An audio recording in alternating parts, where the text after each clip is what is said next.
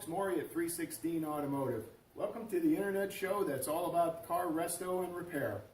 What we have here today is a 2000 Dodge Ram 1500, and it belongs to a lady that she doesn't have any money to get it repaired, and so we're going to take a look at it and see if we can make it a better driving truck. The thing is, you can start it, but it won't idle.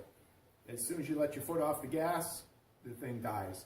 And so we're going to find out why it's doing that. We're going to fix it. We're not going to charge her anything. So right now, we're going to be looking at various electrical connections. The air box is all cracked up. It's not in great shape, but we're going to try and make it a little bit better and see what we can do about it. I have put my blue driver on it, and there's no codes. So that's unusual, but we'll deal with it. All right, more in a bit. Okay, one thing that I don't like right away that I see, you see how that's all corroded? The battery terminal right here, the wires are all corroded. This one is not bad, that's the ground. This one is terrible here. And so, okay guys, I made some progress on the Dodge. I'm going to show you here. We went down to Danny's Pick and Pull in Tulsa, and we picked up a new air box, top and bottom, because the other one was all busted up. It was terrible. I had to make a new gasket, and down there where the air box mates up, that's okay. Did that, reconnected it all, and it looked like the air intake was doing just fine, so I didn't mess with that so much. I mean, it was all good. So, and then over here, I cleaned up the battery connections. I took them all apart, wire brushed them, put some OxyGuard on them, and put them all back together. And we are ready to see if that did the trick. I did read on the internet that one of the things that can cause this thing not to idle is if you've got dirty connections here. And that means that the ECU will not be getting the full 12 volts that it needs, 12 point something, and that could be a problem. So we're going to see. Fingers crossed. If that does it, then we're good. If not, we got more investigating to do. So put that right there. He's inside. Let's see if it works.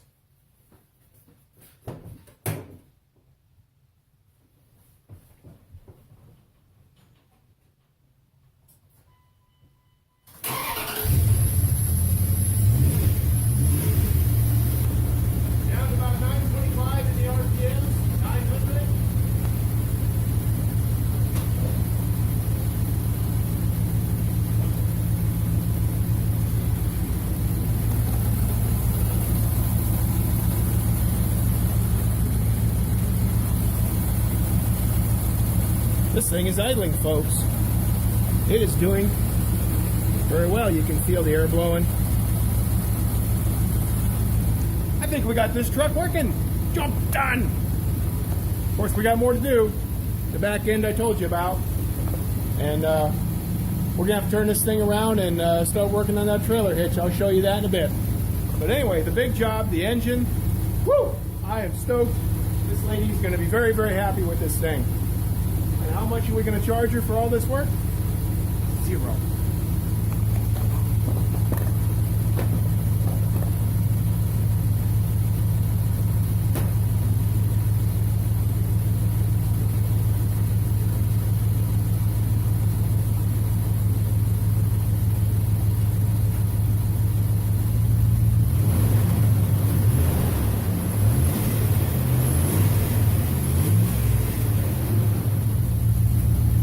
All right, we got the front end taken care of. We got the engine idling.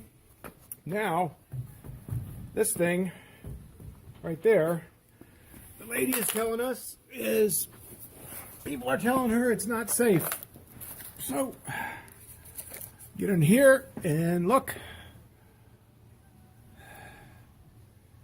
She's She's got a bolt there. She's got a bolt there. Right there. Right there. She's got those in. A lot of tie wraps.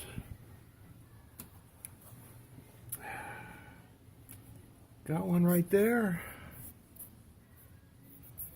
Oh. There should be one right there. No wonder this thing's not working so good. You're hanging. You're just hanging there. A huge bolt is missing. All right. Got to jack her up and got to fix that. Okay, we're back underneath the Dodge. And you can see we've got a bolt there. Now we've got a bolt there. That one I had in my stash of nuts, bolts, washers, etc. And I jacked this thing back up to where it needs to be and got that big bolt and torqued the crap out of it. So now her trailer hitch is good to go. She's carrying her horse around with her. So all right, that's that. And then up front here, I already showed you the air box. We took care of that. And I showed you the battery terminals. We took care of that. I also made a bolt here, a battery hold down bolt from some rod stock and some extra bolts that I had. There was only one, so I just welded together a new one.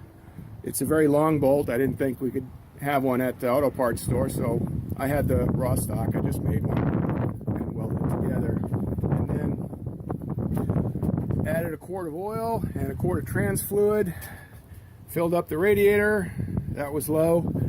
And then I noticed, you can see way down there, the steering box. I noticed the steering was kind of squidgy on this thing. Of course, it's 201,000 miles. So I just adjusted the steering box. You back off the locking nut, and then the center bolt you can torque down a little bit more, and then lock the locking nut again and go for a test drive.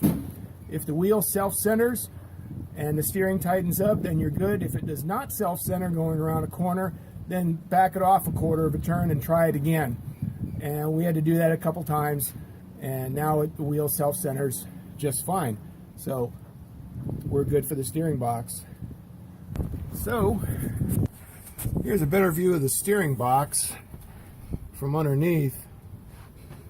You can see the nut there that you got to back off, and then the adjustment bolt that has an Allen key head right in the top there. So you hold that steady with your Allen key, and then you back this off, and then you start snugging this up, you know, adjusting it inward to get a better bite on the jack screw that's inside here, and you'll get rid of some of that squidginess in the steering system.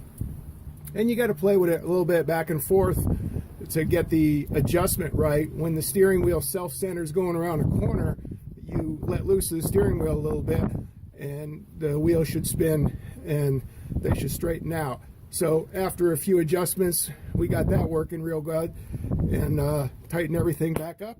And now the steering box is good to go again. Okay, close her up.